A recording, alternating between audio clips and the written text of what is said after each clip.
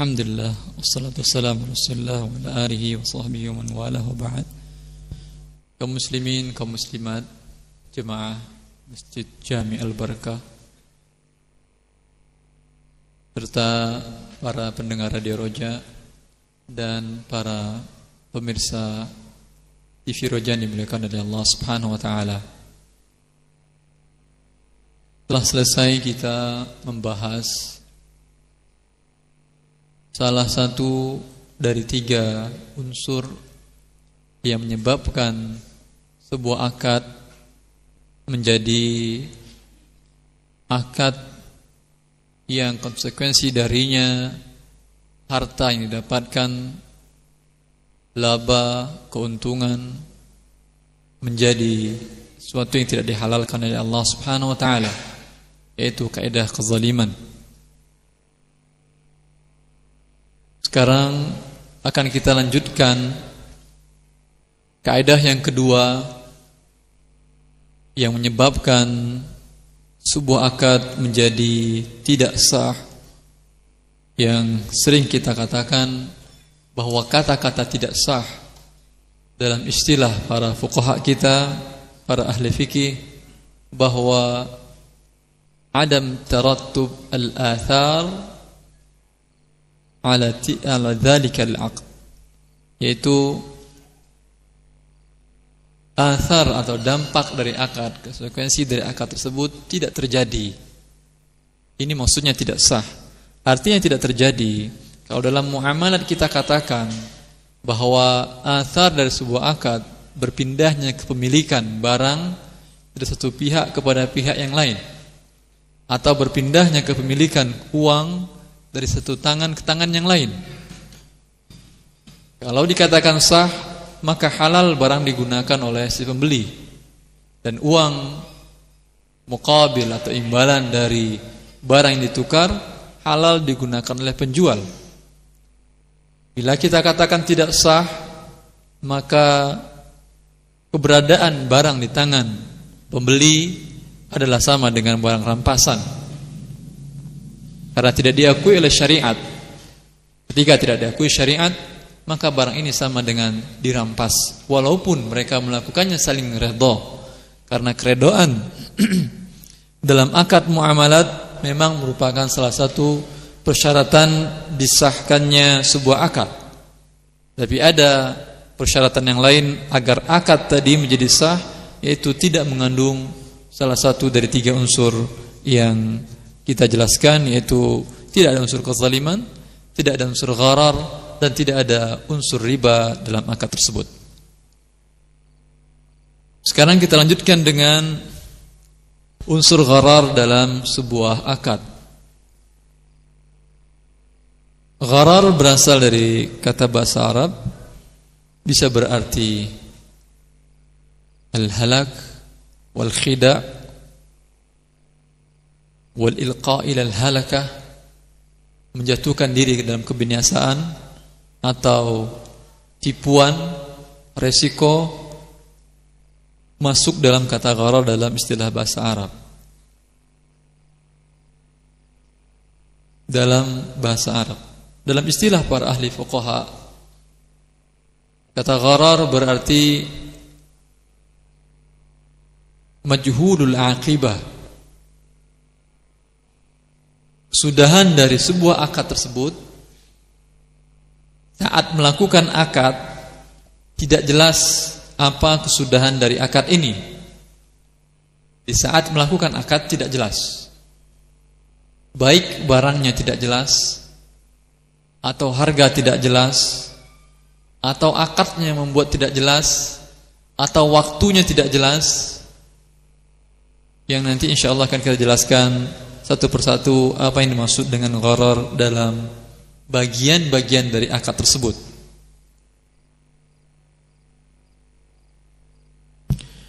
Dalam contoh umpamanya, barang tidak jelas. Pemilik barang mengatakan, saya jual kepada Anda sesuatu yang ada dalam kantong saya ini. Ketika pembeli menanyakan, apa yang dalam kantong Anda? Dia tidak mau menyebutkan.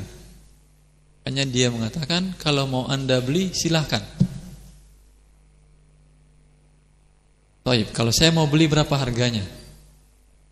Dia mengatakan mungkin 50.000. Lalu si pembeli pasti menanyakan lagi, apa sih barangnya? Dia mengatakan, saya tidak mau menyebutkan. Tapi siap Anda tidak membeli 50.000? Dia mengatakannya, udah saya beli. Terjadi akad dan dia tidak tahu apa barang yang ada dalam saku atau kantong orang tadi. Bisa jadi adalah emas sekitar 2 gram, bisa jadi cuman pena biasa, bisa jadi juga uang, bisa jadi kertas catatan harian dia. Walhasil tidak diketahui. Maka ini adalah jual beli gharar. Tidak diketahui barangnya. Bagaimana hubungan gharar dengan qimar? Qimar dalam bahasa Arab, dalam bahasa kitanya berarti adalah perjudian. Dalam contoh jual beli barang dalam saku baju tadi, bisakah dikatakan qimar atau judi? Tidak, itu bukan qimar namanya. Walaupun dia mempunyai untung dan rugi yang tidak jelas. Karena qimar sesuatu transaksi yang dikaitkan dengan peristiwa. Kalau gharar dalam jual beli hampir sama, ya, hampir sama, tapi beda majalnya atau maidannya, ruang lingkupnya beda.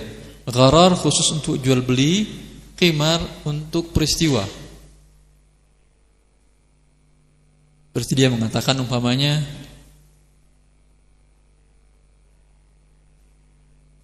mari kita main futsal, kumpulkan beberapa orang temannya, nanti yang kalah dia yang bayar. Yang bayar biaya sewa tempat. Ini juga tidak jelas kan, siapa yang akan membayar. Ada yang diuntungkan dan ada yang dirugikan, seperti tadi yang dalam kasus jual beli barang dalam saku tadi. Kalau ternyata barangnya mahal, emas 2 gram 50.000, untung kan dia pembelinya. Dia ternyata cuma catatan harian dia yang harganya mungkin 10.000 rupiah, rugi kan dia jadi 40.000. Ada untung rugi tidak jelas juga pada saat akad, tapi berhubungan dengan jual beli, ini namanya gharar. Yang dikaitkan dengan peristiwa tadi juga sama, ada untung dan rugi yang tidak jelas. Bisa jadi dia yang menang, temannya yang bayar. Bisa jadi sebaliknya, dia yang kalah, dia yang bayar biaya sewa tempat tersebut. Maka ini dikaitkan dengan peristiwa. Ini dinamakan dengan qimar. Walaupun perbedaan istilah saja, hanya untuk membedakan mana yang judi, mana yang gharar, tapi kedua-duanya tetap diharamkan. Pernah dengar kita kata-kata maisir? Apa hubungan antara gharar dan qimar dan maisir?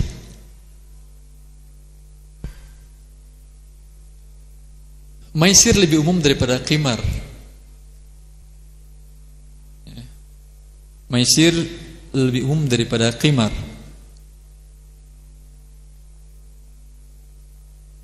Dua grup yang main futsal tadi bisa dikatakan qimar dan juga bisa dikatakan maisir, perbuatan mereka.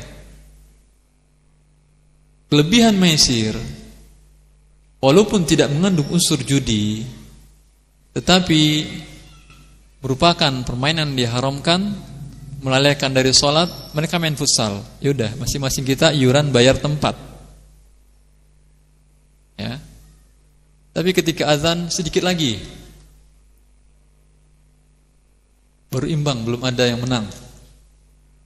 Ketika ada qomat sebentar lagi, sampai selesai waktu sholat. Berlalu waktu sholat maghrib, baru mereka selesai. Di sini tidak ada yang diuntung rugikan dalam akad uangnya, tetapi permainan yang ini hukum asalnya mubah dinamakan maisir karena melalaikan mereka dari zikrullah. Yang dikatakan oleh Allah Subhanahu wa taala dalam Al-Qur'an, "Innamal khamru wal maisiru wal ansabu wal azlamu rijsun min 'amali syaitan fajtanibuhu la'allakum tuflihun." Kata maisir dalam ayat ini lebih umum daripada kata qimar. Ini hanya sekedar perbedaan istilah saja untuk agar kita bisa memahami istilah-istilah para ulama dalam suatu masalah.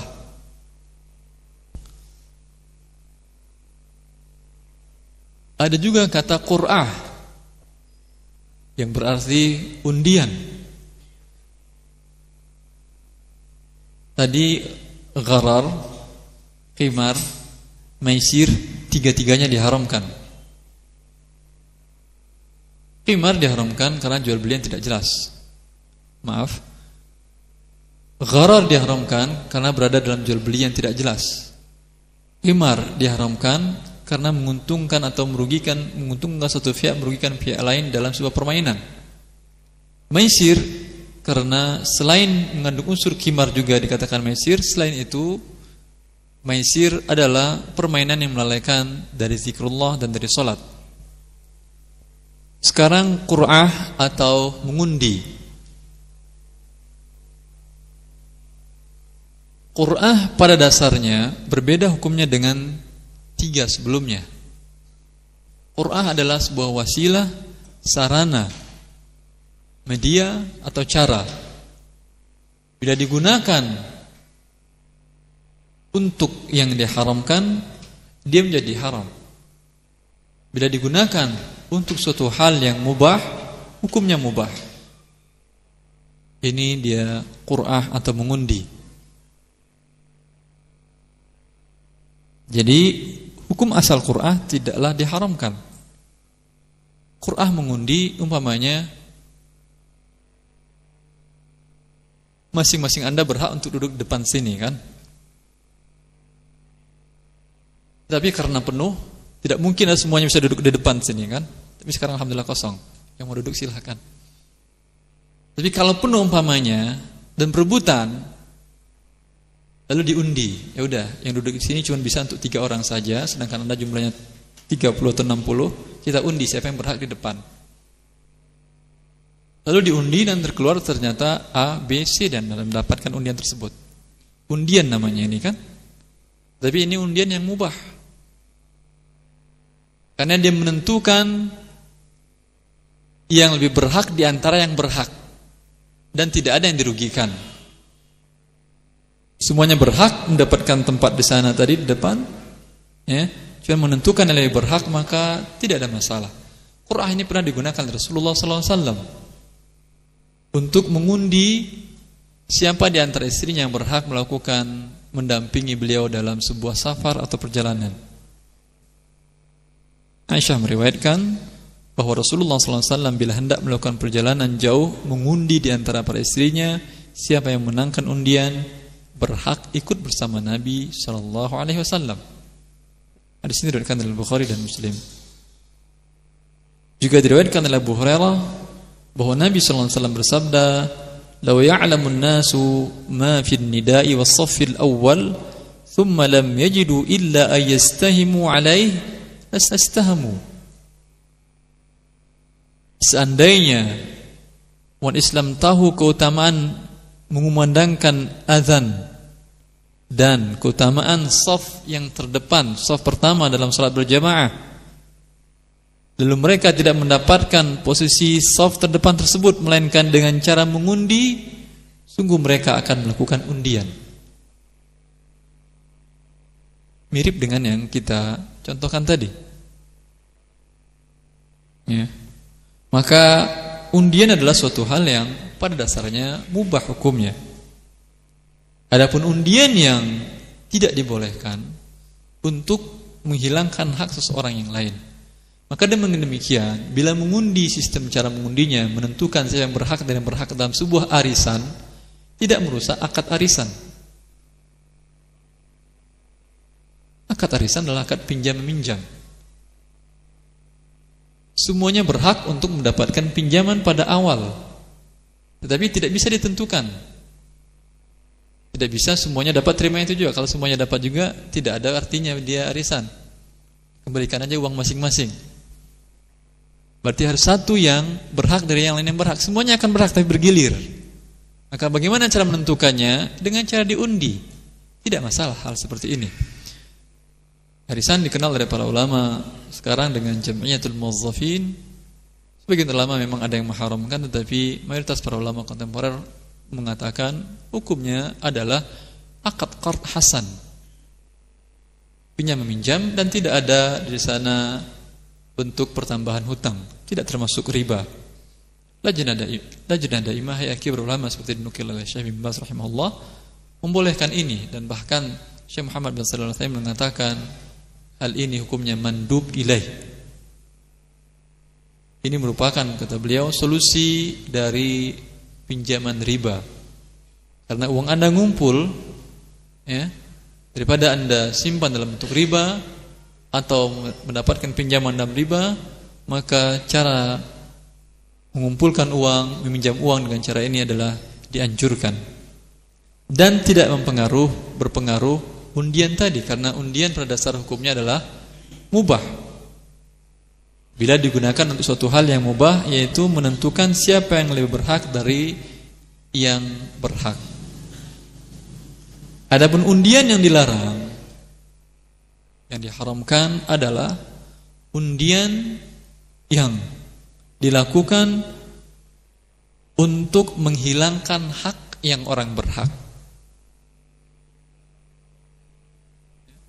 Masing-masing Anda ditarik uang, baik dengan cara langsung maupun tidak langsung. Dengan tidak langsung umpamanya dengan pertambahan nilai barang, Anda beli barang nanti akan diundi. Anda dapatkan barang juga dapat kupon untuk ikut undian.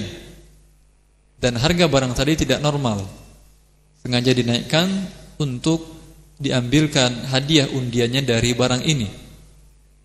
Anda beli barang, kemudian ambil kupon undiannya dan Anda letakkan di tempat tersebut. Lalu diundi, baik dengan pejam mata orang yang menariknya atau dengan cara bagaimanapun saja, diundi, ditarik satu, ya. Ini dia undian yang diharamkan karena menafikan hak orang. Kenapa menafikan hak orang? Anda tadi bayar lebih harga barang ini, ya. Barangnya harganya umpamanya biasanya 10.000, tapi karena ada undian, kupon undian, harganya naik jadi 11.000. Berarti ada uang Anda 1.000. Terkumpul dari 1.000 orang, 1.000 kali 1.000 sudah berapa? 1 juta kan? 1 juta rupiah. Lalu dibelikannya undian, diberikan untuk 1 orang saja, yang lain tidak dapat, atau 3 orang saja, sisanya yang 1.000 tadi tidak dapat. Maka hilang uang mereka yang 1.000 mereka bayarkan. Ini dia undian yang diharamkan. Atau 3 orang ngumpulin uang 100.000, lalu diundi siapa yang berhak mendapatkannya. Yang 2 tidak dapat. Ini dia undian yang diharamkan. Adapun dasar awal, pada dasarnya undian, ya, tidaklah mengapa dan hukumnya adalah mubah. Bila digunakan untuk merugikan orang yang lain, untuk menghilangkan hak orang yang berhak, maka dia berubah menjadi sesuatu yang diharamkan. Kemudian ada juga yang dinamakan mukhatarah. Jadi pertama apa? Gharar. Yang kedua himar. Yang ketiga maisir. Yang keempat qur'ah atau undian. Sekarang mukhatarah. Mukhatarah berarti spekulasi, tidak spekulasi. Bisa mukhatarah pada dasarnya bisa jadi dia diharamkan, bisa jadi mubah. Kata mukhatarahnya ini, bila mukhatarah ada spekulasi untuk menghilangkan hak Anda atau untuk mendapatkan hak, mengambil hak orang lain dan menghilangkan hak orang lain, ya, ini mukhatarah yang diharamkan jelas. Berarti ikut dalam judi, itu Anda ambil risiko kan? Bisa jadi Anda dapat, bisa jadi tidak. Ya. Ini mukhatarah dalam qimar, dalam gharar, jelas merupakan mukhatarah yang diharamkan. Adapun mukhatarah, sesuatu yang belum jelas pada saat Anda beli barang, prospeknya belum jelas, untungnya besarkah atau kecil. Mungkin Anda sudah bisa memperkirakan, tapi Anda tidak pasti. Ya. Ketika beli barang tadi, yang Anda inginkan kan untung kan, laba dari pembelian ini dijual nanti untung. Tapi ketika Anda membeli, jelaskah sudah bahwa berapa laba yang akan Anda dapatkan? Belum kan? Perkiraan Anda sudah jelas sekian, tapi bisa jadi tidak. Ini juga tidak jelas, tetapi bukan yang diharamkan. Karena setiap pedagang memang caranya begini. Dan ini kata Syekhul Islam Ibnu Taimiyah, bentuk mukhatarah yang dibolehkan dalam Al-Quran dan Sunnah dan hadis dan ijma' para ulama.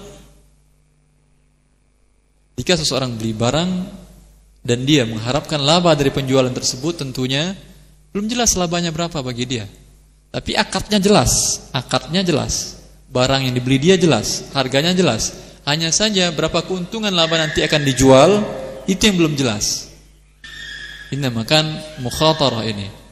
Ini mukhatarah yang dibolehkan. Sehingga Syekhul Islam Ibnu Taimiyah berkata, tidak ada satupun dalil yang mengharamkan seluruh bentuk mukhatarah. Bahkan sebaliknya, Allah dan Rasulnya tidak mengharamkan seluruh bentuk mukhatarah yang pelaku akad masuk ke dalam area untung dan rugi, karena seluruh pelaku niaga mengharapkan keuntungan dan menghindari kerugian tentu. Dengan demikian, mukhatarah jenis ini dibolehkan berdasarkan dalil dari Quran, hadis dan ijma', dan seorang pedagang dapat disebut dengan mukhatir.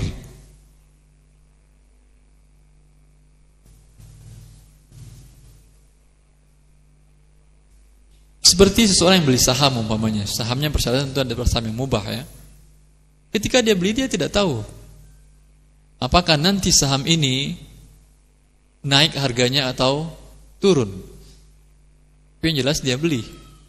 Ketika dia beli, memang ada unsur mukhatarah di situ. Tapi bukanlah mukhatarah yang diharamkan bila persyaratan yang lain dalam jual beli saham ini terpenuhi, maka mukhatarah jenis ini adalah mukhatarah yang dibolehkan dan bukan yang diharamkan. Wallahu ta'ala a'lam.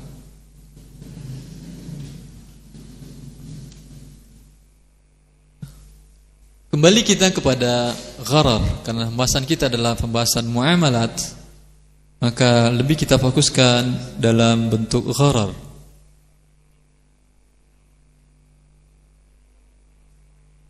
Gharar hukumnya adalah sesuatu yang diharamkan berdasarkan firman Allah Subhanahu wa taala dan hadis Rasulullah sallallahu alaihi wasallam.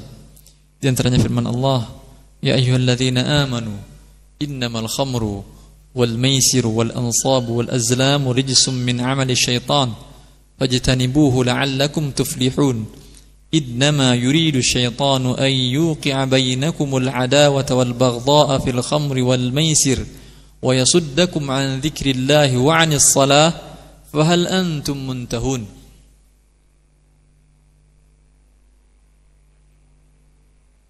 Allah mengatakan, wahai orang-orang yang beriman, sesungguhnya khamar, maisir, kita jelaskan tadi maksud maisir, wal ansab wal azlam, berhala serta mengundi nasib, rijsum min amali syaitan, merupakan rijs. Rijs itu artinya kotoran manusia. Allah sifati khamar kotoran manusia. Ini mensifati Allah yang menciptakan langit dan bumi, menciptakan khamar dan menciptakan semuanya. Sekarang Allah yang Maha mengetahui segala sesuatunya, dia katakan rijs, kotoran manusia. Bila yang mengatakannya manusia biasa, kita mungkin bisa mengatakan bisa iya bisa tidak. Tapi bila yang mengatakannya Rabb Jalla fi'ulah, Khaliqul khalqi ajma'in, yang menciptakan semua makhluknya, dan dia sifati khamar tersebut adalah rijs, kotoran manusia, maka seorang yang beriman kepada Allah tidak akan berani mendekatinya. Begitu juga Allah sifati maisir dengan rijs, kotoran manusia. Wal ansab, berhala. Kemudian mengundi nasib. Sifati perbuatan tersebut adalah perbuatan rijs. Belum lagi Anda mau meninggalkannya, Allah tambahkan lagi min amali syaitan, kata Allah. Perbuatan syaitan, perbuatan musuh manusia, syaitan. Maka orang yang tetap tergoda dengan khamar dan maisir ini sudah menjelma dia menjadi syaitan. Berusaha dia melakukan perbuatan syaitan, tasyabbuh dengan syaitan, menyerupai syaitan. Belum cukup lagi, fajtanibuh, kata Allah, hindari, kata Allah. Allah sayang dengan kita, sehingga diperintahkannya kita menghindari perbuatan syaitan dan kotoran tersebut. Kemudian Allah janjikan untuk orang yang menghindarinya, la'allakum tuflihun, pasti kalian beruntung.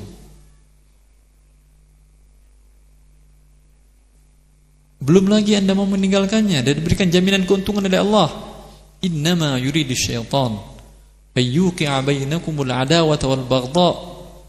Kata Allah Subhanahu wa taala, keinginan syaitan menjatuhkan kalian dalam khamar dan maisir ini agar kalian al-adawah, bermusuh-musuhan dan saling benci.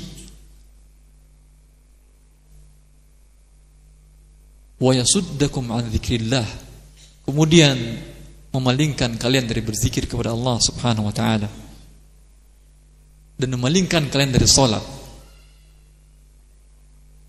Hilang kenikmatan jiwa, kenikmatan hidup bila seseorang sudah dipalingkan dari berzikir kepada Allah. Sempit dunia baginya. Allah mengatakan, "Man a'rada 'an dzikri fa inna lahu ma'isyatan dhanka." Siapa berpaling dari beringatku, untuk dia kehidupan yang sempit. Seluas apapun dunia ini bagi dia sempit. Berpaling dari salat juga. Allah katakan lagi, "Fahal antum muntahun?" Sebegitunya aku sifati, belum lagi kalian berhenti. Maka para sahabat ketika ayat ini turun, mereka mengatakan langsung, "Intahina ya Rabb, intahina." Kami berhenti. Padahal khamar adalah sesuatu yang mereka cintai sebelumnya. Khamar mereka buang, mereka tumpahkan di jalanan-jalanan kota Madinah, dipenuhi khamar. Satu saja ya ikhwah, Allah katakan dalam hal ini cukup menghentikan, cukup membuat perbuatan tersebut menjadi haram, apalagi ini bergabung seluruhnya. Bila saja Allah katakan hindari saja, kita wajib sudah menghindarinya. Sesuatu yang diwajibkan kita menghindarinya berarti adalah sesuatu yang diharamkan. Kemudian juga Rasulullah SAW sebagaimana diriwayatkan oleh Abu Hurairah telah melarang juga jual beli gharar ini. Abu Hurairah mengatakan, "Naha Rasulullah SAW an bai'il hasati wa an bai'il gharar." Abu Hurairah berkata, Rasulullah SAW melarang jual beli hasah. Di antara tafsir makna hadis ini, yaitu seseorang menentukan ukuran tanah yang akan dijual itu dengan sejauh lemparan dia. Saya jual kepada kamu tanah, ukuran mulai dari tempat saya berdiri sejauh lemparan saya seharga 50 juta. Lemparannya bisa jauh, bisa dekat, bisa sengaja didekat-dekatkannya juga. Maka ini mengandung unsur gharar, tidak jelas. Rasulullah SAW juga mengatakan wa'an bai'il gharar, dan Rasulullah juga melarang jual beli yang mengandung unsur gharar. Kemudian karena gharar ini hampir ada dalam sebentuk transaksi, setiap transaksi, sehingga kalaulah diharamkan mutlak,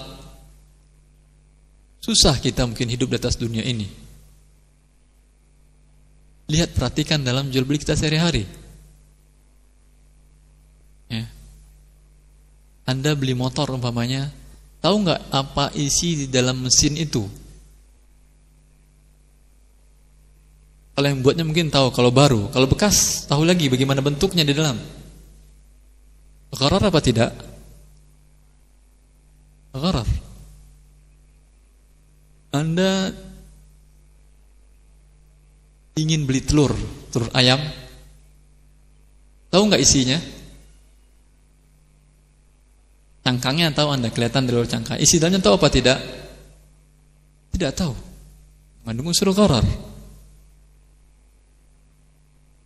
Semua buah-buahan yang diinginkan yang di dalamnya, manggis, kelapa dan lain-lainnya, yang diinginkan yang di dalamnya, tujuan dibeli di dalamnya bukan cangkangnya, kecuali Anda bilang saya pengen cangkangnya atau tempurungnya, itu lain lagi, nggak ada ghararnya sudah. Tapi bila diinginkan tujuannya di dalamnya, tetap mengandung unsur gharar. Maka syariat ini adalah syariat yang sesuai dengan fitrah manusia. Oleh karena itu tidak diharamkan mutlak, berbeda dengan riba. Riba mutlak diharamkan, sekecil apapun juga.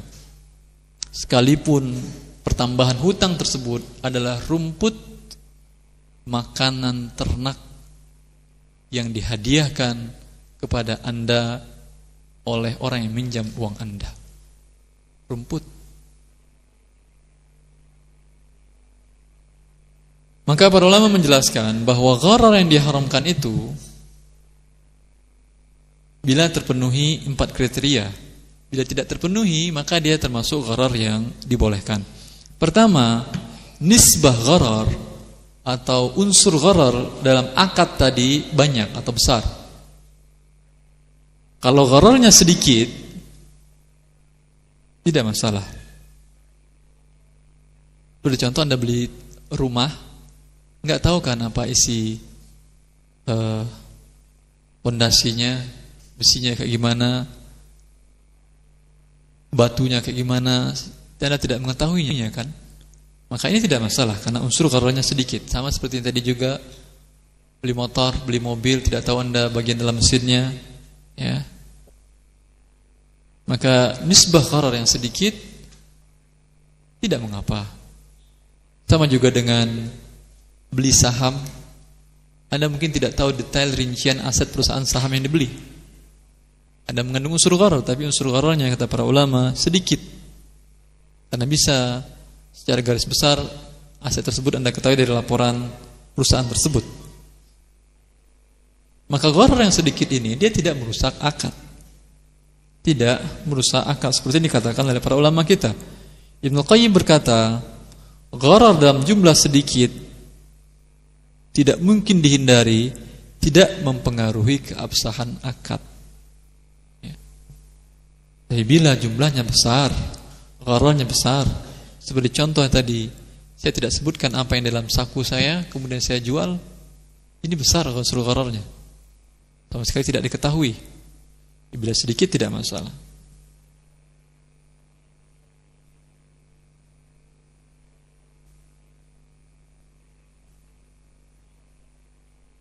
Kemudian keberadaan gharar dalam akad merupakan asal atau mendasar. Bila keberadaan gharar dalam akad merupakan asal pada asalnya, maka gharar ini menyebabkan akad tadi menjadi tidak sah. Jadi akad yang dilarang. Namun bila unsur ghararnya ngikut dalam akad, maka ghararnya tidak bermasalah. Seperti bila Anda membeli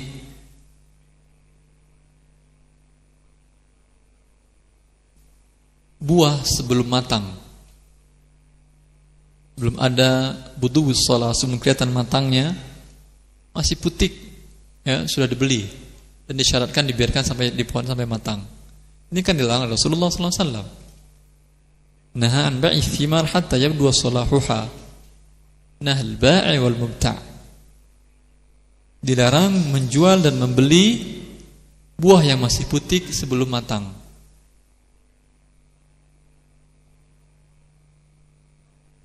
Dilarang.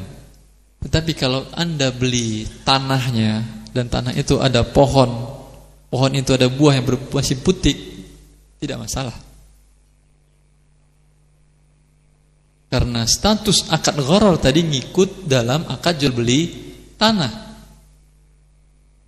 Ya.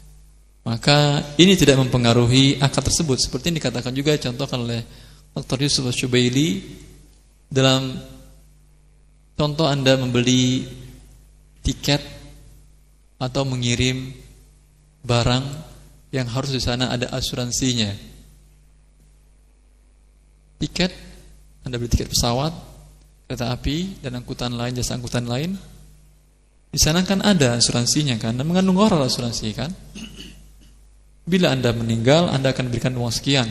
Bila Anda tidak meninggal, uang Anda hilang. Ini jelas unsur ghararnya besar sekali. Tetapi keberadaannya dalam akad kita beli tiket atau beli asuransinya.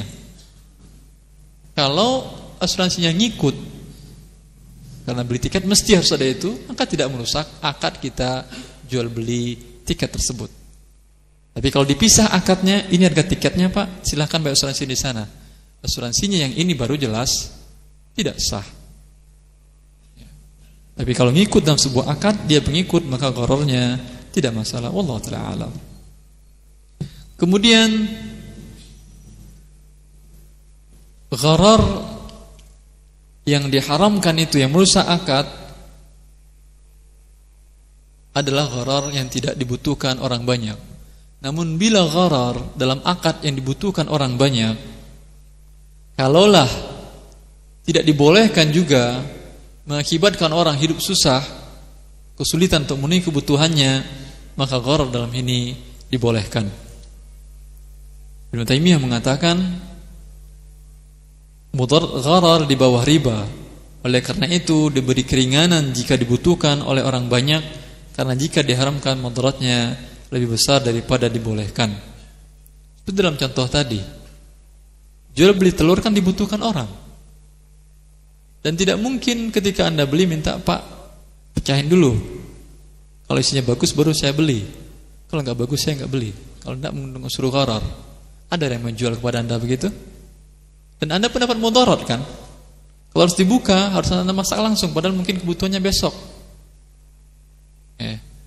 Walaupun mengandung unsur gharar dalam hal ini, ini gharar yang dikecualikan dan hukumnya dibolehkan. Kemudian terakhir, gharar yang dilarang, gharar dalam akad jual beli. Ada dua belah pihak tukar menukar. Dalam akad muawadat, tukar menukar.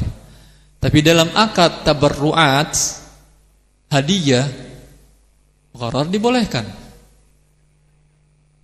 Ketika teman Anda, tetangga Anda membawa makanan di dalam rantang yang ditutup, lalu dihadiahkan kepada Anda, gharar apa tidak?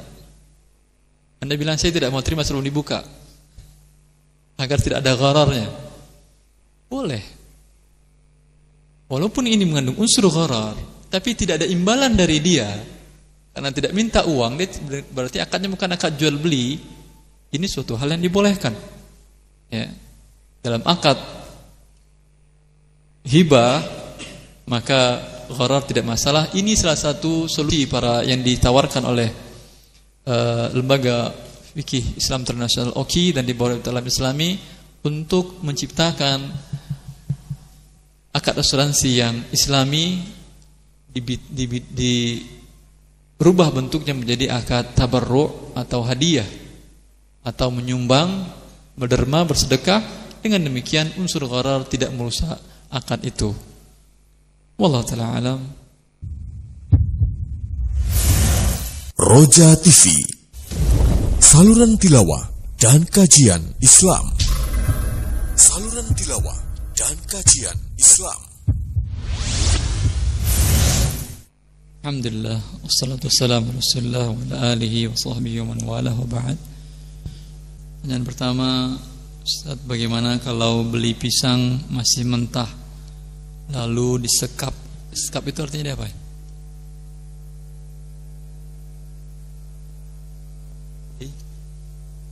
taruh di karbit supaya matang, karena kalau beli pisangnya sudah matang maka dalam perjalanan akan busuk sukron, gak jadi masalah.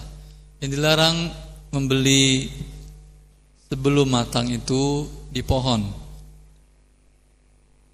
Pisangnya masih di pohon, masih kecil, baru jantung pisang namanya itu yang merah itu, baru keluar dari sana, kemudian sudah Anda beli, ada sekitar 5, 10, 20, 30 pohon, sudah dibeli langsung. Kemudian tidak syartul qata', tidak dipotong di waktu itu juga, dibiarkan nanti sampai dia matang atau sampai dia besar, buahnya baru Anda panen. Ini yang dilarang. Ini yang dilarang, yang mengandung unsur gharar. Kenapa? Karena pembeli tentu dibelinya pada waktu masih baru muncul keluar dari jantung pisang tadi, harganya pasti murah kan? Walaupun mungkin lebih mahal daripada jantung biasa. Jantung biasa harganya sekian, ini lebih mahal sedikit. Tapi lebih murah dibandingkan harga pisang. Maka dia di sana diuntungkan pedagang. Si pemilik pisang dia diuntungkan, dapat uang tunai cepat dan dia tidak menanggung risiko. Karena ini pisang yang masih kecil ini belum matang, ini bisa nanti dia matang, bisa enggak, bisa terkena hama dan lain-lain. Maka di sini mengandung unsur ghararnya yang menyebabkan bila terkena hama maka si pembeli menjadi rugi, tidak ada dapatkannya dia. Kalau sudah dibayarnya uangnya, maka dia tidak mendapatkan imbalan apa-apa kecuali pohon pisang. Kalau belum dibayar dia, maka si pemilik kebun, pemilik pisang akan mintanya. Maka ini sering terjadi sengketa antara penjual dan pembeli. Ini dia hikmahnya jual beli pisang belum masih mentah dilarang, atau buah-buahan yang dilarang kalian itu. Kalau disyaratkan qata', umpamanya dia ingin memang mangga muda yang dibelinya, silakan, tapi langsung dipanen di waktu itu juga, jangan dibiarkan sampai matang. Itu boleh, sepakat para ulama hukumnya boleh. Dalam kasus yang ditanyakan tidak ada masalah. Ini ketika di karbit kan jadi matang dia kan. Ini berarti sudah matang, berarti namanya sudah mangkal. Artinya matang qabla wudu shalah, itu artinya kalau dia dipanen waktu itu dibiarkan dia jadi bisa digunakan. Itu maksudnya. Bukan matang itu maksudnya menjadi kuning yang sama sekali sudah matang kemudian bisa langsung dimakan, bukan itu. Artinya yang sudah tidak rusak lagi kalau dia dibiarkan.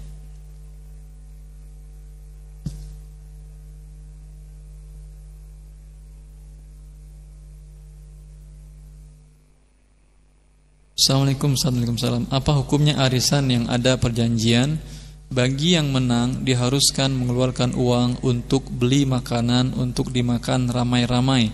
Syukran. Ya, afwan. Arisan kita katakan tadi akadnya akad apa? Qard, pinjam meminjam. Pinjam meminjam yang tidak ada pertambahan hutang di sana, tidak ada manfaat untuk memberikan pinjaman, hukum asalnya mubah dan dianjurkan kita untuk memberikan pinjaman. Dalam akad arisan ini, status yang orang yang mendapatkan giliran menerima arisan itu, dia adalah peminjam. Yang lainnya status mereka apa? Pemberi pinjaman. Bila disyaratkan dia harus memberi makan kepada orang-orang ini, manfaat atau tidak bagi orang-orang ini? Manfaat. Maka ini adalah qard jar naf'an, maka ini adalah riba. Kalau ingin juga untuk menikmati makanan bareng sambil arisan tersebut, masing-masing iuran di luar arisan ini, atau potong dari arisan sebelum dibagikan kepada orang yang menerima. Tapi bila dia telah menerima, statusnya dia sebagai peminjam. Bila dia memberikan dan dipersyaratkan memberikan kelebihan karena makan, per orang katakan 20.000 umpamanya, ada pertambahan hutang 20.000 berarti.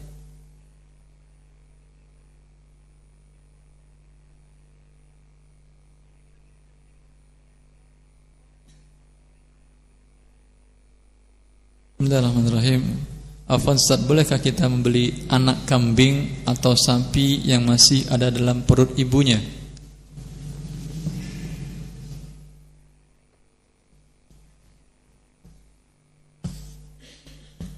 Membeli anak sapi atau anak kambing yang dalam perut ibunya, ini termasuk jual beli yang mengandung unsur gharar. Mengandung unsur gharar. Tidak jelas apakah sapinya nanti jadi hidup, walaupun Anda bisa ngecek umpamanya di USG atau menggunakan alat bantu sekarang bisa ngecek keadaannya, wah baik sehat, tapi tidak bisa dikatakan nanti dia lahir dalam keadaan hidup atau tidak. Memang keuntungan membeli pada saat ini, si pembeli mendapatkan harga murah karena masih berbentuk janin. Tapi ini resikonya besar, gharornya besar dalam hal ini. Gharornya dalam hal ini besar, dan ini termasuk jual beli yang dilarang.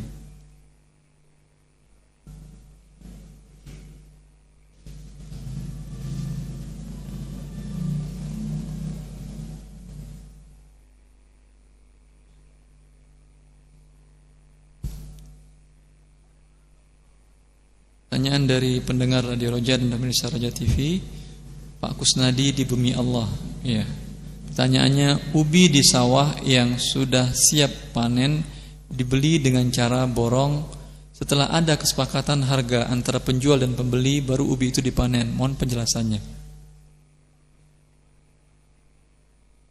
Ubinya masih dalam tanah. Ada unsur gharar atau tidak? Ada.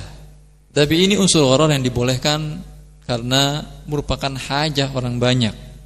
Merupakan hajah orang banyak seperti yang dijelaskan oleh Syekhul Ibnu Taimiyah tadi, bahwa umbi-umbian, wortel ya, yang masih dalam tanah, tapi mereka sudah bisa memperkirakan berapa kira-kira isi atau berat dari ubi-ubi tersebut.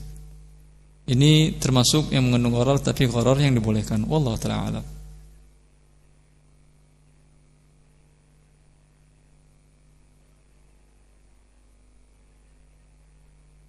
Assalamualaikum. Waalaikumsalam Ustaz. Bagaimana dengan sistem arisan bahan bangunan rumah?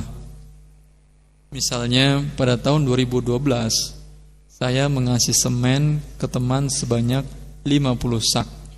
Dengan kesepakatan di saat saya mau membangun rumah, maka teman saya harus mengembalikan 50 sak tersebut. Namun masalah di sini, ketika saya menaruh 50 sak semen tersebut, harga semen masih 62.500 per sak. Dan pada bulan Oktober ini harga semen sudah mencapai 70.000 per sak. Bagaimana hukum ketika saya mengambil kembali semen saya, namun harganya sudah bukan lagi 62.500 tapi sudah 70.000? Syukran atas jawabannya, hamba Allah di Manado. Tidak masalah. Ini arisan yang boleh. Ya.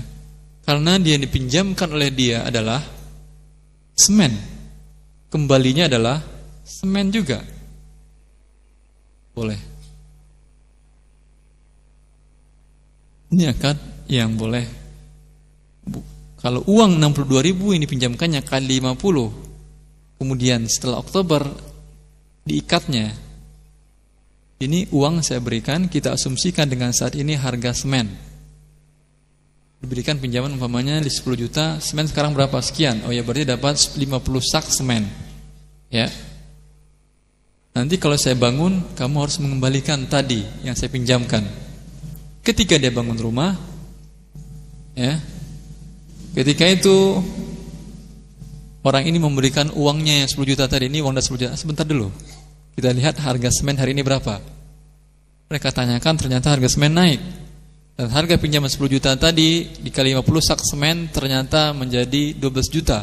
Anda sekarang bayar 12 juta. Kalau ini adalah riba. Kalian diberikan uang, dipinjamkan uang, ditarik uang dan berlebih.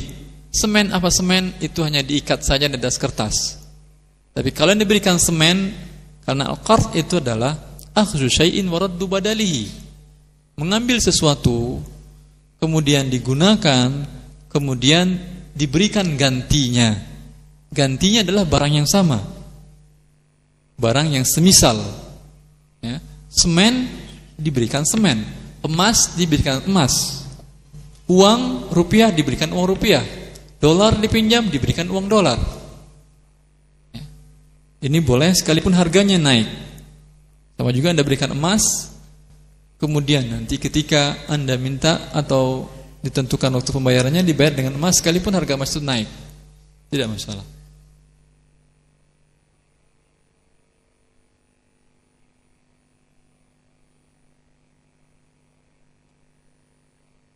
Pertanyaan selanjutnya dari Abu Rodia Tanjung Enim.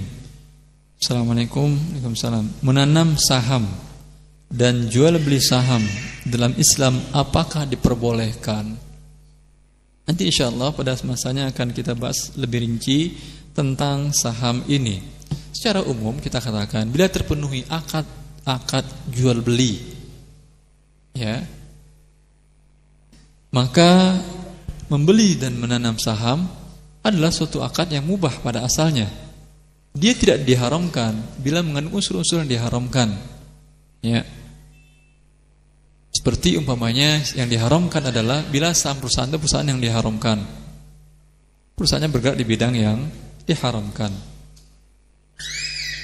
Seperti perusahaan riba, bank konvensional, sahamnya Anda beli itu adalah belinya haram.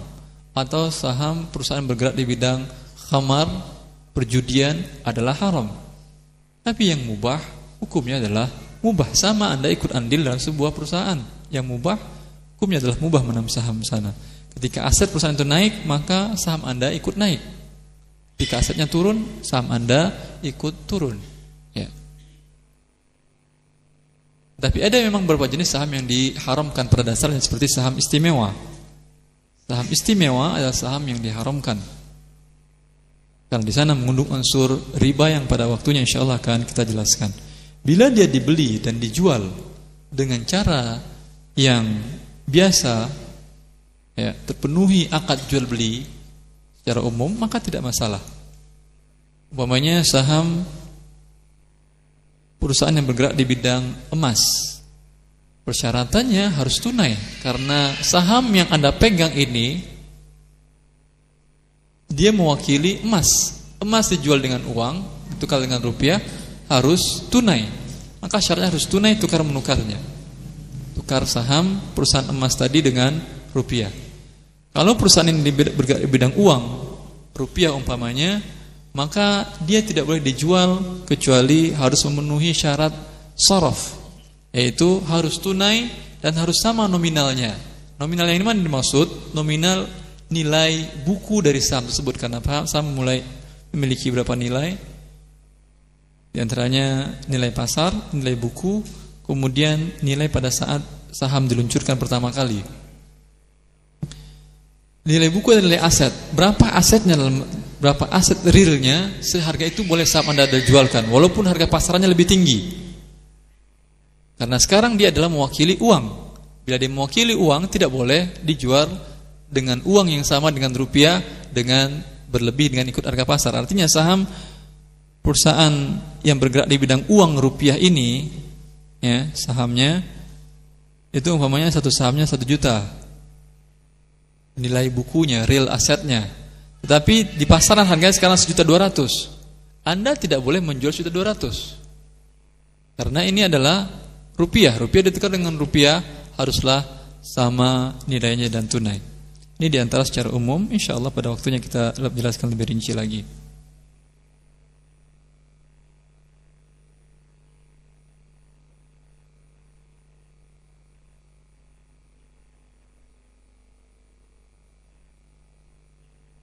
Assalamualaikum Ustaz. Waalaikumsalam. Dari Ummu Habib di Mentawai.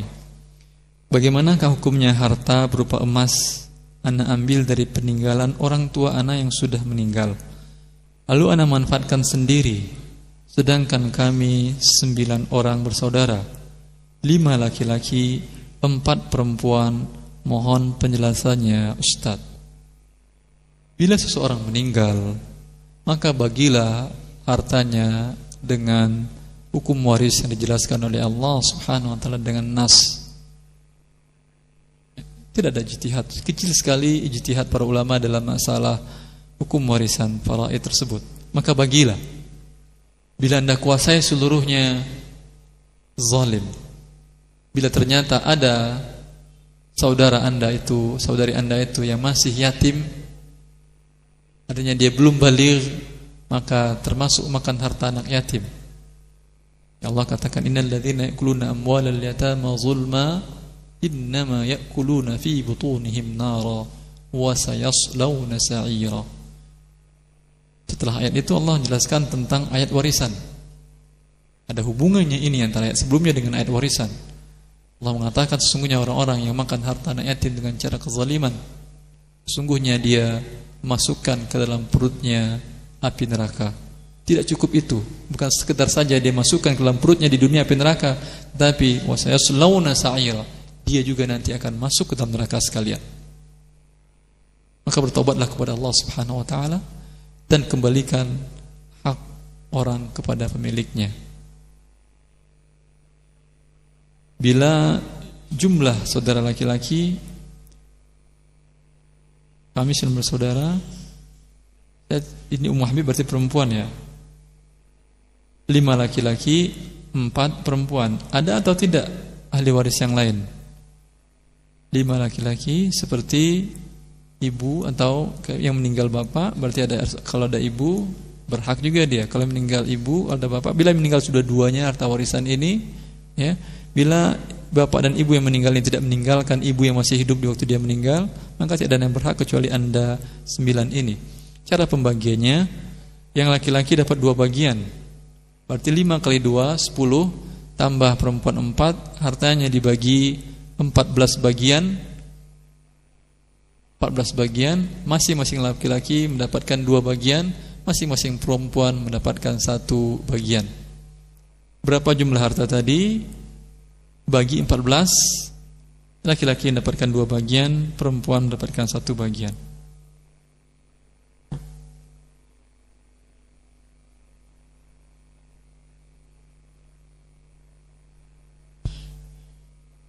Assalamualaikum Ustaz. Waalaikumsalam.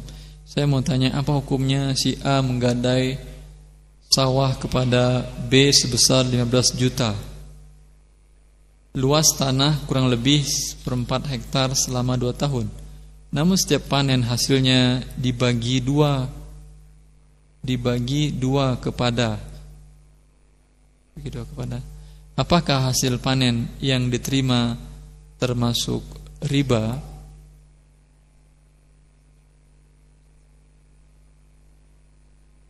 Yang saya pahami dari pertanyaan ini begini, kalau nanti saya salah paham, tolong yang bertanya untuk koreksi pada pertemuan selanjutnya atau kapan ada kesempatan. Yang saya pahami bahwa A menggadaikan sawahnya dengan atas pinjaman, minjam uang, ya, kemudian digadaikan kepada orang lain. Jaminannya adalah sawah tersebut. Sawahnya ini digarap oleh orang yang memberikan pinjaman, tetapi hasilnya tetap dibagi. Begitu? Yang saya pahami seperti ini. Bila ini dipersyaratkan pada awal pinjaman, ini menggabungkan 2 akad dan juga tidak dibolehkan. Bahwa Rasulullah SAW melarang dari salafun wa bay', melarang akad pinjam-meminjam digabung dengan akad jual beli. Bila si pemberi pinjaman mengatakan, saya berikan Anda pinjaman dengan syarat Anda menggadaikan sawahnya dan sawahnya saya olah, kemudian saya bayarkan upah sewa tanah Anda. Jadi dia gabung antara sewa tanah dengan akad pinjam meminjam. Dengan akad pinjam meminjam. Ini dilarang oleh Rasulullah SAW. Bila tidak digabung dia, ya, dia hanya minta barang gadaian saja. Minta barang gadaian, ini barang gadaian silahkan pegang. Lalu kata si peminjam yang menggadaikan, ya udah Anda silahkan garap. Kita sepakati saja berapa persentase dari nanti hasil sawah tersebut. Bisa jadi 1/3 dengan 2/3, bisa jadi 50-50 dari hasil tersebut. Bila tidak disyaratkan dari awal tidak masalah. Tapi bila disyaratkan dari awal, karena ini merupakan celah bagi pemberi pinjaman untuk menarik keuntungan dari sana, maka ini termasuk akad yang dilarang bila disyaratkan. Bila tidak, insya Allah tidak mengapa. Wallahu ta'ala alam.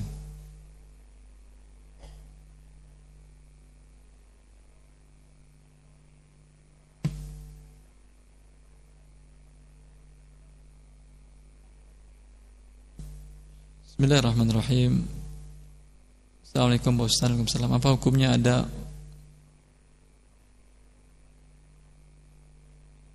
ada Ustadz Fulan pasang iklan bisa membantu apa saja dengan mengisi persyaratan tertentu, akan diberi jawaban beberapa hari, kemudian setelah melakukan wirid dan doa dengan bersama para santri bisa terlaksana atau tidak keinginan seseorang yang bertanya kepada Ustadz Fulan. Betul dia bisa membantu apa saja?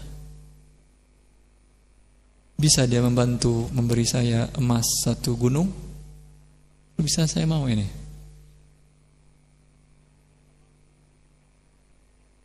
Karena kata apa saja itu bisanya Allah Subhanahu wa taala. Manusia kemampuan terbatas.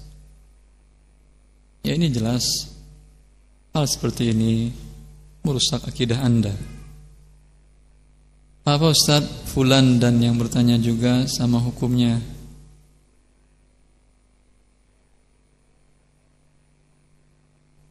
Ya.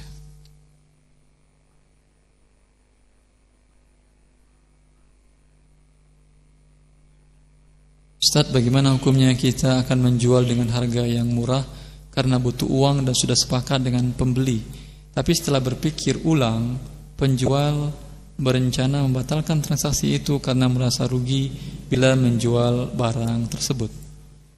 Jika Anda butuh uang, kemudian Anda jual barang dengan murah, ya, hukum akadnya boleh. Bila antara Anda dengan pembeli sudah terjadi akad, sudah Anda katakan saya jual, atau sudah Anda terima DP dari dia, berarti sudah lakukan akad, tidak boleh Anda menarik lagi kecuali dia menyetujui. Akad kedua lagi dinamakan dengan iqalah, pembatalan akad yang pertama. Karena akad hukumnya lazim. Allah mengatakan, ya ayyuhalladzina amanu aufu bil uqud. Penuhilah akad-akad tersebut, artinya akad menjadi lazim. Bila telah terpenuhi persyaratannya, ya, sudah terjadi akad, ya, maka tidak boleh Anda mencabutnya kembali. Tawakallah kepada Allah. Bila telah terjual, minta kepada dia lagi, ulang lagi, boleh apa tidak. Kalau dia tidak setuju, tidak mau, haknya dia, karena sudah dibeli dia. Ya, Anda wajib memenuhi akad Anda. Tidak boleh menghalang-halangi dia untuk memiliki atau untuk menguasai sesuatu yang sudah Anda jual kepada dia. Allah Ta'ala. Dan semoga Allah memberikan ganti yang lebih baik daripada apa yang telah Anda jual.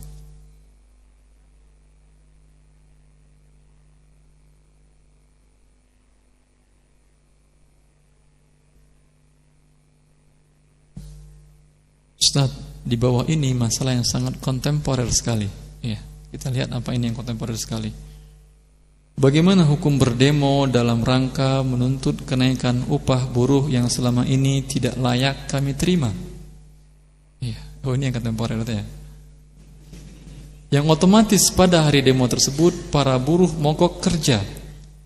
Padahal jam kerja pada hari itu telah dibayar oleh pihak perusahaan. Ini bukan kontemporernya ya. Khianat Anda, gaji sehari itu tidak halal, gaji sehari itu. Di sisi lain, apabila pendemo itu berhasil dalam tujuannya, maka masalahnya akan sangat besar bagi para buruh untuk menafkahi keluarganya. Iya, tapi bagaimana kalau pengusahanya angkat kaki, pindah ke negara lain yang lebih aman? Anda semuanya akan rugi. Dan bagaimana pula hukum membentuk organisasi serikat pekerja dalam suatu perusahaan? Mohon jawabannya, syukran. Kita seorang muslim diperintahkan oleh Allah Subhanahu wa taala, ya ayyuhalladzina amanu aufu bil uqud. Penuhilah akad-akad kalian. Ketika Anda masuk kerja, kan sudah ada akad perjanjian kerja berapa gaji Anda. Di waktu itu Anda tidak dipaksa untuk bekerja. Anda masuk dengan sukarela, dan terkadang sebagian orang malah nyogok, malah berbuat dosa ketika masuk.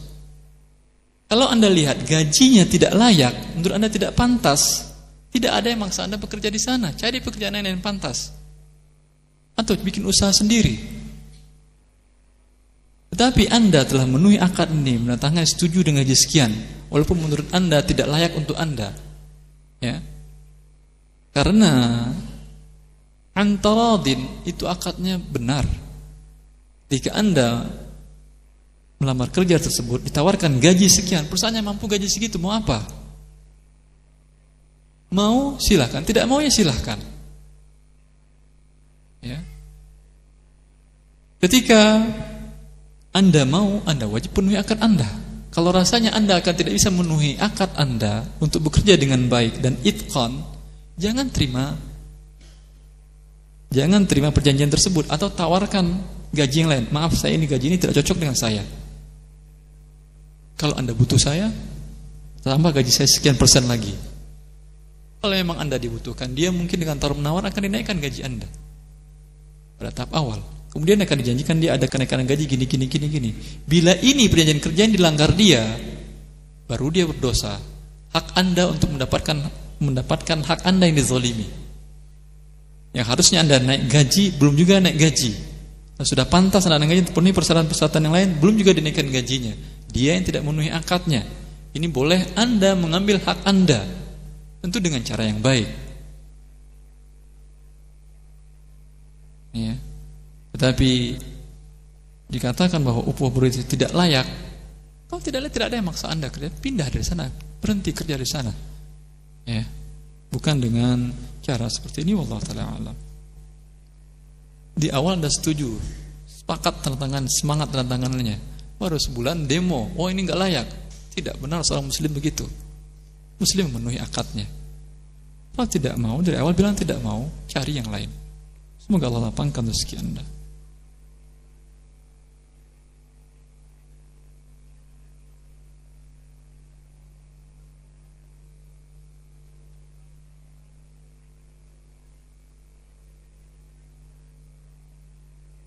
Assalamualaikum, afwan Ustaz. Iya, saya afwankan. Ana dikasih sebuah, kenapa harus afwan ya? Ada kesalahan apa Anda dengan saya? Ini memang hak Anda untuk bertanya, silakan, tidak perlu saya maafkan. Ana dikasih sebuah bingkisan sembako dari kakak Ana. Karena kakak Ana salah satu pendukung kandidat calon gubernur Jakarta. Ini kontemporer juga, Masya Allah. Dia mendapatkan tugas untuk membagikan sembako. Apakah sembako itu termasuk suap? Apakah Ana boleh memakannya? Sudah kita jelaskan sebelumnya bahwa ini suap terbalik. Ya. Karena calon gubernur ini ingin mendapatkan posisi tadi, kerja dia ini, cari kerja dia. Diberikannya suap dalam bentuk sembako. Ya. Ini bukan hadiah, ini adalah murni suap agar dia dapat kerja. Maka tidak halal bagi Anda untuk mengambil sembako tadi. Kecuali Anda orang fakir miskin, maaf. Kalau Anda fakir miskin, harta yang haram bagi Anda adalah halal.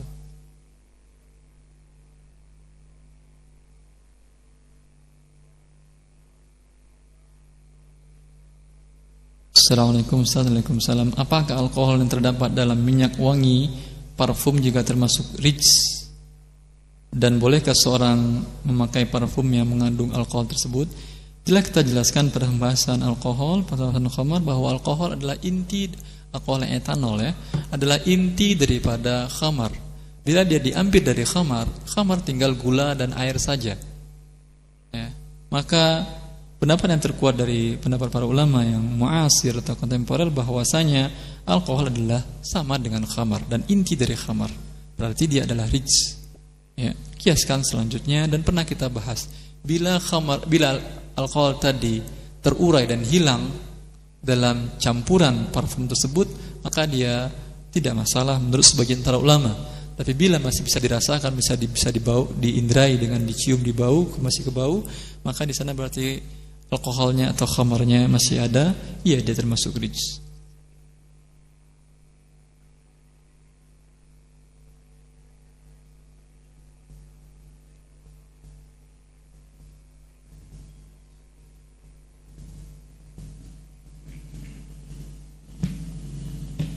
Ustaz, apabila saya membeli tanah, sebagian tanah tersebut ada beberapa kuburan. Saya mau membeli tanah tersebut dengan syarat kuburan tersebut dipindahkan terlebih dahulu. Bagaimana hukumnya? Syukran. Kuburan tanah wakaf jangan-jangan. Tanah wakaf tidak boleh diperjualbelikan. Ya. Tapi bila memang kuburan ini di tanah Anda dengan tidak cara yang hak, tanah milik Anda, atau ada orang menguburkan mayat di situ, ya hak Anda untuk memindahkannya, boleh dipindahkan. Tapi bila sudah ada kuburan, cek dulu siapa tahu ada tanah wakaf yang dijualkan. Tanah wakaf tidak boleh diperjualbelikan karena dia sudah diberikan untuk Allah Subhanahu Wa Taala.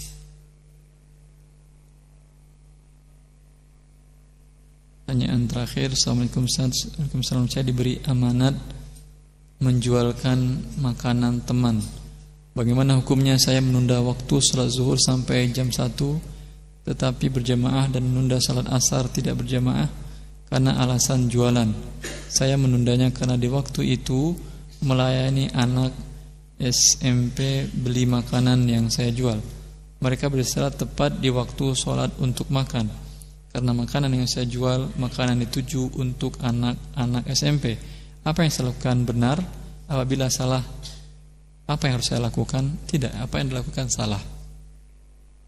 Ya. Allah mengatakan, ya ayyuhalladzina amanu idza nudiya lis-salati min yaumil jumu'ati fas'au ila dzikrillah wa dharul bai'.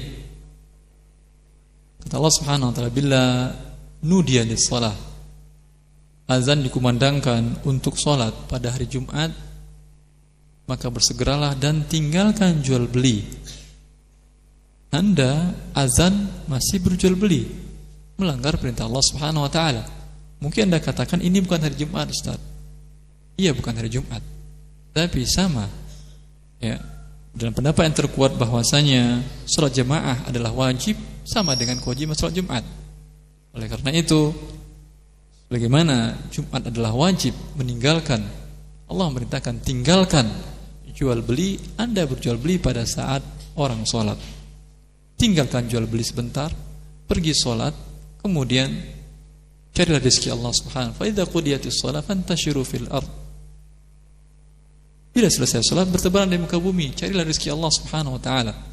Beberapa orang lama salaf selesai dari sholat Jumat, berdiri di depan pintu masjid, masih keluar masjid beberapa langkah dan mengatakan, ya Allah, sekarang Engkau menyuruh aku untuk mencari bertebaran di muka bumi dan mencari karuniamu. Sekarang aku mencari karuniamu, ya, mengamalkan firman Allah Subhanahu wa ta'ala tersebut.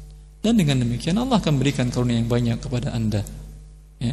Tinggalkan sebentar jualan tersebut, kemudian kemudian melakukan sholat jamaah dan kembali lagi nanti berjualan. Dampak dari berjualan pada saat sholat berjamaah dilakukan, jualannya tidak sah, jual belinya menurut sebagian pendapat para ulama, ya, karena Allah melarang. Allah melarang Anda jual beli, berarti larangan tersebut menunjukkan fasadul manhi. Yang dilarang tersebut hukumnya rusak, fasid, tidak sah. Setelah kita jelaskan apa yang dimaksud dengan kata-kata tidak sah tadi, berarti keuntungan yang Anda dapatkan merupakan keuntungan yang tidak dihalalkan, dan makanan yang Anda berikan kepada orang ini dianggap dia merampas dari Anda, ya. Maka dampaknya luar biasa, walaupun kecil mungkin Anda lihat, kita lihat. Hentikan sebentar ketika adzan, tutup sebentar, kemudian setelah sholat kembali berjual beli dan cari rezeki Allah Subhanahu wa ta'ala. Semoga apa yang disampaikan bermanfaat. Aqulu qawli hadza wa astaghfirullaha wa lakum wa lil muslimin. Assalamualaikum warahmatullahi wabarakatuh.